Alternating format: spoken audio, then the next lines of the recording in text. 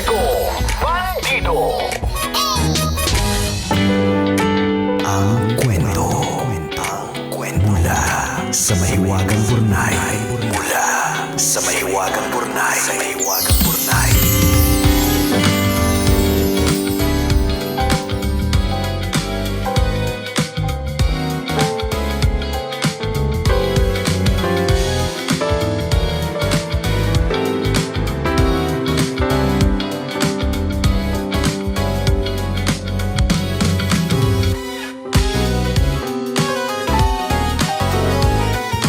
Dear kumikinang na tambalang Nicole Yala at Jego Bandido.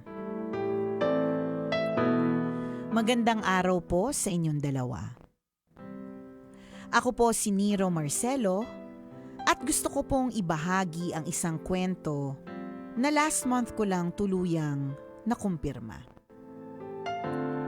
Hindi naman po ako humihingi ng tulong o naghahanap ng kakampi. Siguro gusto ko lang ilabas ang nararamdaman ko at marinig ang pananaw ninyo sa isang bagay na habang buhay ko nang dala. Pero ngayon ko lang lubos na naunawaan. Last month, kinumpirma ko na sa wakas ang matagal ko ng kutob. Ampon pala ako. Ampon. Sa totoo lang, bata pa lang ako, may kutob na ako. May mga pagkakataong naririnig kong pinag-uusapan yon ng ibang tao, pero walang diretsyong nagsasabi sa akin. Habang lumalaki ako, natutunan ko na lang na wag nang usisain dahil para sa akin, mommy at daddy ko pa rin ang nagpalaki sa akin. Pero ngayon, stroke patient na ang mommy ko. Madalas ko siyang alagaan at samahan. Isang araw habang nagkakwentuhan kami, nabiro ko siya. Sabi ko, Mami, baka mamamatay ka na. Hindi mo pa sinasabi kung ampun ako. Napangiti siya pero hindi agad sumagot. Ilang beses ko pa siyang tinanong hanggang sa bigla siyang nagsalita. At ang unang nasabi niya sa akin, natatakot ako na baka iwan mo ko kapag nalaman mo. Hindi ko napigilang maiyak. Paano ko naman iiwan ng taong buong buhay akong itinuring na anak? Doon na niya ikiwinento ang lahat. Ayon sa kanya, ang biological mother ko raw ay si Neldy Sagap, isang kasambahay. Sobrang hirap daw ng buhay noon. Kailangan daw nitong umuwi ng probinsya at wala na raw pamasahe. May sakit din daw siya noon kaya kailangan ng pambili ng gamot. Doon daw ako naibigay sa kanila, kapalit ng 2,000 piso. Hindi ko alam kung anong dapat kong maramdaman nang marinig ko yon. Hindi dahil sa halaga, kundi dahil naisip ko, gaano kaya kabigat sa isang ina ang bitawan ng sarili niyang anak dahil wala na siyang ibang pagpipilian. Pagkatapos naming mag-usap, hindi na ako mapakali. Nagsimula na ako maghanap ng sagot. May kaibigan po ako nagtatrabaho sa PSA kaya nakiusap akong tulungan ako maghanap ng records. Una naming hinanap ang pangalan ni Neldy Sagap. Pero nagulat kami na wala kaming makitang birth certificate niya. Wala ring marriage certificate, wala ring death certificate. Parang wala siyang naging record sa PSA. Pero may isang record na lumabas. Isang birth record ng batang ipinanganak noong August 17, 1992 sa Dr. Jose Fabella Memorial Hospital sa Maynila. At doon ko nakuha ang totoong birth certificate ko. At sa birth certificate na yon nakalagay ang pangalan ng biological mother ko na si Neldy Sagap. Pero may isang bagay na napansin ako. Hindi ito isang regular na birth certificate. Record lamang ito ng ospital kung saan ako ipinanganak. Doon ko naisip ang isang posibilidad. Sa hula ko po, pagkatapos akong maipanganak, itinakas ako ng tunay kong ina mula sa ospital bago patuluyang maayos at mapirmahan ang lahat ng dokumento. Kaya marahil hanggang ngayon wala akong opisyal na rehistradong birth certificate kundi ang record lamang ng kapanganakan ko sa ospital. Nang ipakita ko ito kay Mommy, sinabi niyang totoo raw ang lahat. Totoo raw na August 17, 1992 ang tunay kong kaarawan at ang September 1 na buong buhay kong ipinagdiriwang bilang birthday ko. Hindi pala yun ang araw ng kapanganakan ko. Araw pala yun kung kailan ako opisyal na napunta sa kanila.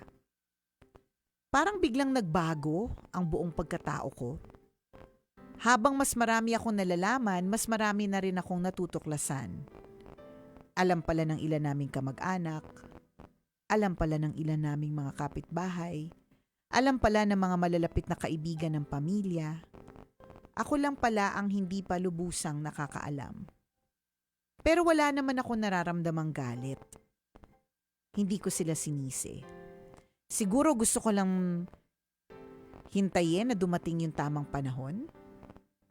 At dumating na nga yun. Marami pa rin akong tanong hanggang ngayon. Buhay pa kaya ang tunay kong nanay? Nasa na kaya siya? May sarili na kaya siyang pamilya? May mga kapatid kaya ako? Sino kaya ang tatay ko? Minsan napapaisip pa nga ako, baka mayaman pala siya. Baka hindi niya alam na meron siyang anak. O baka amo pala siya ng nanay ko. Kung ano-anong posibilidad ang pumapasok sa isip ko. Pero sa lahat ng tanong na yon, may isang bagay akong siguradong alam. Hindi ako galit. Hindi ako nagtatanim ng sama ng loob sa tunay kong ina at lalong hindi nabawasan ang pagmamahal ko kina Mommy at Daddy. Dahil kung hindi nila ako tinanggap noon, hindi ako magiging Nero Marcelo na kilala ninyo ngayon. Hindi ko mararating ang mga pangarap na natupad ko. Hindi ako magkakaroon ng pamilyang buong pusong nagmahal sa akin. Doon ko na-realize na ang pagiging magulang ay hindi lang nasusukat sa dugo. Nasusukat ito sa taong piniling manatili. Sa taong gumigising araw-araw para alagaan ka. Sa taong pinipiling mahalin ka kahit wala silang obligasyong gawin yon. Kung bibigyan man ako ng pagkakataon, gusto ko pa rin makita ang tunay kong ina. Hindi naman para manumbat, hindi para humingi ng paliwanag, hindi para magtanong kung bakit. Gusto ko lang siyang makita at sabihin sa kanya na, Ma, huwag kang mag-alala. Naging maayos ang buhay ng anak na minsan mong kinailangang bitawan. Tambalang kumikinang kung kayo po ang nasa sitwasyon ko.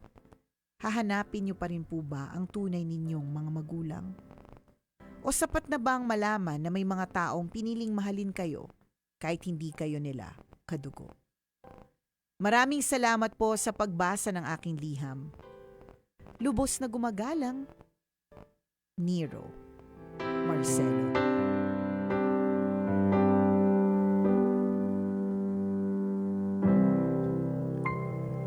Hi, Nero! Hi, Nero! Okay, si Nero po, dahil sinabi niya dito is kilala natin siya. Ako po, Yes. kilala ko po siya personally. Si Nero Marcelo po yung nag-edit ng mga videos ko po sa YouTube. Basta pag maganda yung pagkaka-edit, hindi ako nag-edit. Si Nero ang nag-edit. Si Ayan. Nero naman ang core memory ko si Nero nung inimbitahan niya ako sa Serbisyo TV na interviewin during that time. Correct. So, yan. So, Nero is a good friend. Yes. So, and very recently niya talaga sinabi sa akin na susulat ako sa Bornay. Tapos ako naman, bakit? Diba? Bakit ka susulat? So, sabi niya, kasi nalaman ko na ampun ako. So, yung mga ganito kasing mga klaseng sitwasyon, madaldal talaga ako sa radyo, madaldal ako sa podcast, madaldal ako in so many ways. But if mga ganito ka-sensitive na mga topics, medyo parang hindi ko matandaan, parang, ayun yung ate una ko sinabi. Parang hindi ako pagbigay ng... I'm not sure if he's really asking for advice, but it was really more of baka may masabi naman akong... Siguro kasi he looks up to me din naman na with wisdom, ganyan. Pero ang una ko nasabi sa kanya yata ay, Kasi kapag ganito ng mga sensitive topics, katulad yan, na may involving na so much feelings, ganyan, o kaya death, yan. Ano ko dyan huhunos dili. Ayan. Lalo pa kaibigan. Oo. So yun. So ngayon, naisulat niya na finally.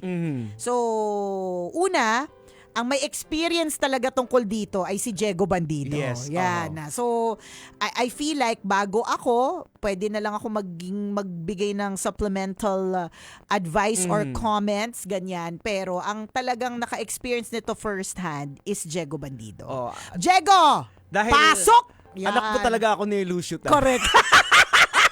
Dahil yan talaga ang pangarap ni Diego Bandido na isang araw sabihin sa kanya ni Lucio Tan, tinetest lang kita kung paano ka magiging matatag kahit na hindi mo alam na ikaw ang may-ari ng SM.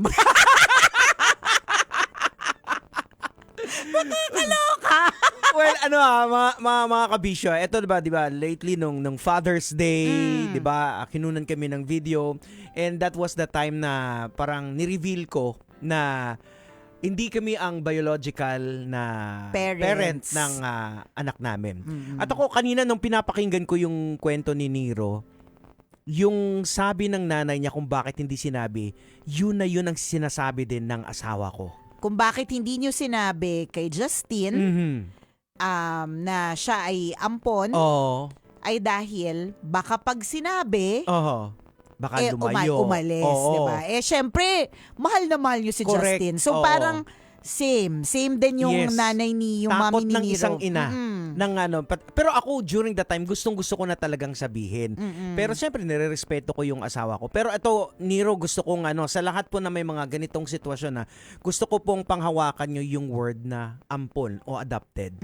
Actually, medyo negative po yung connotation. Kasi usually kapag sinabing ampon, meron siyang nakasunod na lang Oo. 'Di ba? Para siyang may lang na para bang it makes you less of a human being or less of a person na hindi naman. Tama, oo. Hindi naman. But if we trace back yung word na adopted, titingnan po natin sa perspective sa Bible, 'di ba? Alam niyo po ba na sa context ng panahon dati, pag inadopt ka, ibig sabihin, binibigay sa'yo 100% ng lahat kung ano man ang meron ng biological, ang ikaw na inadopt is ganun din ang matatamasa mo. Kaya nga binabanggit din sa Bible na we are adopted son of God. Kasi nga binabanggit din sa Bible na ang father talaga natin is si God. Hindi. Ay, ano ang ba? binabanggit sa Bible, palibasa, binabasa. ano ba yung binabasa mo? Basta parang hindi Bible yata yun. Ang binabanggit sa Bible na our father is the devil. Dahil nga sa nature natin na makasarili tayo. Kaya nga namatay si Jesus Christ and we were adopted. The Son of God. Yun yung term natin. So, ang adoption o pag sinabing adopted ka, hindi ibig sabihin... It shouldn't have a negative connotation. Dahil sa na yun kasi sa mga salita. Pelikula na pinapanood natin. Na para bang pag-adopted, inaapi, na para bang second lang talaga, second citizen. Ayan, yun ang napapanood natin. Pero pag nandun ka sa loob, ikaw, Nero, you can naramdaman attest mo ba? kung gaano ka kamahal ng mga magulang mo. Diba? Even yung anak namin, sabi ko, naramdaman. Nung sinabi nyo yun finally sa kanya, how did he feel?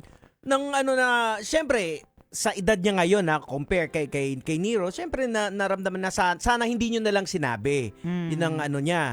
Pero kinakailangan mong malaman Pero sabi ko na nabawasan ba yung pagmamahal? O naramdaman mo ba na kulang? Hindi. Kaya nakita niya yun na sobrang pagmamahal at binigay sa kanya. That's good. Diba? Itutuloy natin sa podcast ang usapang ito. Tambalang kumikinang pa rin po.